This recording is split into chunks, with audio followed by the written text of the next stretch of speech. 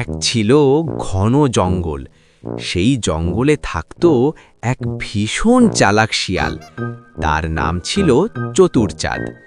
চতুরচাঁদ সব সময় মাথা খাটিয়ে নিজের কাজ হাসিল করত। একদিন ভীষণ ক্ষুধা পেয়েছে তার। অনেক খুঁজেও খাবার পাচ্ছে না। আহ, কি ভয়ঙ্কর ক্ষুধা পেয়েছে আমার। সকাল থেকে এক টুকরো মাংসও জোটেনি। এইভাবে চললে তো আমাকে পাতাও খেতে হবে। না না, চতুরচাঁদ কখনো হাল ছাড়ে না। এই জঙ্গলে শক্তিশালী অনেক আছে, কিন্তু বুদ্ধিমান সে তো একটাই, আমি। আজ যদি একটা মোটা শিকার জোটে, তাহলে 3 দিন আর বের হতেও হবে না। একটু মাথা খাটাতে হবে। শক্তি নেই, কিন্তু বুদ্ধি তো আছে। ওহো, এ তো দেখছি মোটা তাজা হরিণ। কিন্তু ওই যে ওদিকে কে দাঁড়িয়ে? আরে বাপ রে, বাঘ মহারাজ নিজে পাহারা দিচ্ছে। আজ এই হরিণ আমার হাত থেকে পালাতে পারবে না। ঠিক সময় হলেই ঝাঁপিয়ে পড়ব। হরিণ তো দেখছি, কিন্তু বাঘও আছে। সরাসরি গেলে আমি খাবার হয়ে যাব। এবার একটু চালাকি দেখাতে হবে। শিয়াল গেল বাঘের কাছে।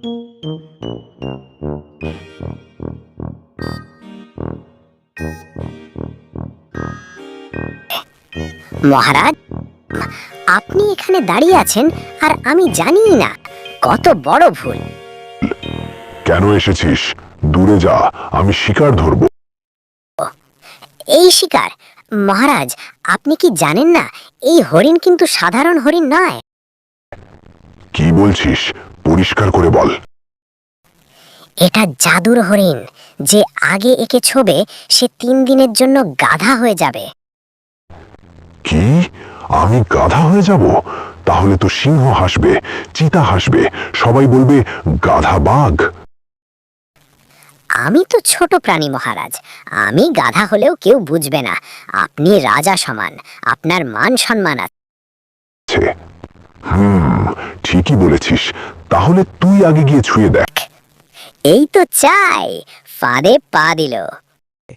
তারপর শিয়াল গেল হরিণের কাছে। এই হরিণ, বাঘ আসছে, পালা। হরিণ দৌড়ে পালায়। শিয়াল ফিরে এসে মহারাজ, দেখলেন তো, আমি ছুঁয়েছি, কিচ্ছু হয়নি। কিন্তু হরিণ ভয়ে পালিয়ে গেল। বাঘ রাগে গর্জন। এই শিয়াল, তুই আমাকে বোকা বানিয়েছিস। মহারাজ, শক্তি বড় কথা নয়, বুদ্ধি আসল শক্তি। দেখা হবে আবার।